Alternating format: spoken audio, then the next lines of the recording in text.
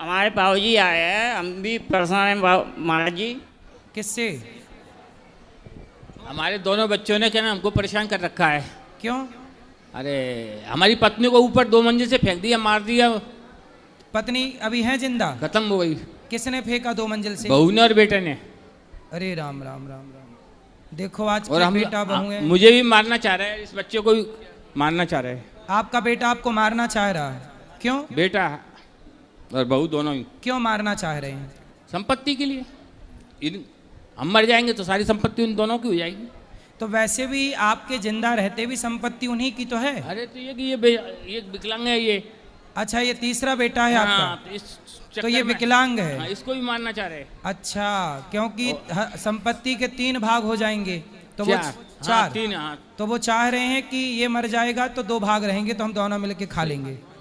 तो संपत्ति के नाम पे क्या है आपके पास? मेरे नाम तो कुछ भी नहीं है, मेरी पत्नी के नाम थी संपत्ति, वो 1/4 में हो गई बंटवारे में। अच्छा, तो अब आपको मारना चाहते हैं तो आप अपने बेटों को जो देना है दे दो। और आप भजन में मन क्यों नहीं लगाते? लगाते हैं भजन में मन, तो लगा रखा है भगवान की दया से। सही और है। लगे हुए बांके बिहारी की चरणों में। जो बस देखो, सब कुछ संपत्ति बच्चों को दे दो, कुछ संपत्ति अपने हाथ से दान पुण्य के लिए, किसी भूखे को भोजन के लिए, प्यासे को पानी के लिए निकालो। और जीवन में जो कमाया हो उसका कुछ पुण्य करो और सीधा भगवान के चिंतन में लगो। महाराज जी, संपत्ति जब बेचेगी, बेचने नहीं दे रहे वो। जिसको हम दलाल लगाते हैं उस संपत्ति को नहीं बेचने देते। नहीं, जो 2 हिस्से हमारे आए हैं उनको बेच के हम तो इस धर्म में लगाने चाह रहे हैं, उसको भी नहीं बेचने दे रहे बस। अच्छा, नहीं तो मैं तो ये चाह रहा था कि प्रभु के चरणों में रहूंगा, जैसी प्रभु देगा वैसी खाऊंगा। सब कुछ बढ़िया है, करोड़ों की देने के बाद में भी उनका पेट नहीं भर रहा है। करोड़ों की संपत्ति लेने के बाद भी पेट नहीं भर रहा उनको। कैसे बच्चे हैं बताओ कलयुग में भाई। ये घोर कलयुग नहीं चालू हो गया अब, जहां बच्चे अपने माँ बाप को मारने लग गए, भाई को मारने लग गए। जिस देश में भरत जी ने सत्ता छोड़ दी अपने भाई के लिए, उसी देश में आज का भाई अपने बाप को इसलिए मारे जा रहा है कि संपत्ति हमें मिल जाए। एक आश्रम में कोई कमरे की व्यवस्था हुआ तो बता दो, जिससे कहना जो भी चार्ज होगा जो देंगे महाराज। नहीं, चार्ज की बात नहीं है। आप अपने बेटों को हमारे पास लाओ, हम समझाएं, उनसे बात करें। 12 महीने में बोलना, चाय पिलाना, कहना, राम राम करना। तो आपको भोजन वोजन कौन देता है? भोजन के लिए आधा पोर्शन, एक मकान में रह रहे हैं हम, आधा पोर्शन दे दिया उन्होंने, जिसमें हम दोनों बाप बेटा रहते हैं। बनाने वाली आ जाती है, बना जाती है, खा लेते हैं। अच्छा, मतलब बेटा बहू आपको भोजन भी नहीं देते? नहीं, हमको खाना भी नहीं है उनका।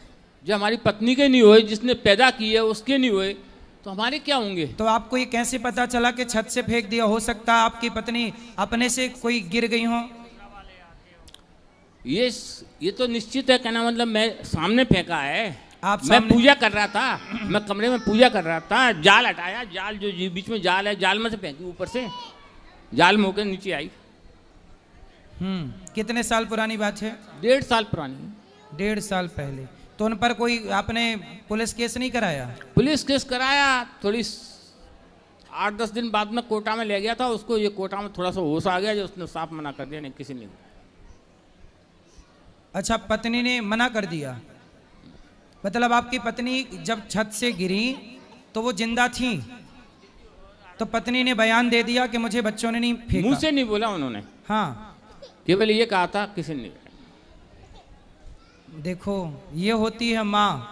बच्चों पे मरने मतलब माँ मर रही है, बच्चों ने छत से फेंक दिया, पर मरते मरते उस माँ की ममता देखो कि वो चाहती कि मेरे बच्चे जेल ना जाए, उन पे कोई संकट ना आए। चलो फेंक दिया तो फेंक दिया।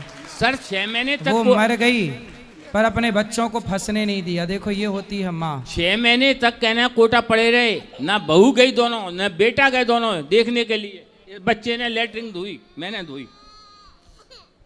जो संपत्ति मेरे ससुराल वालों ने कहना कुछ मदद कर दी उस समय पे, मैंने फोन का पैसा भी पहुंचा दिया, ऐसी बात नहीं है। परंतु बेटा बहू कोई नहीं आया।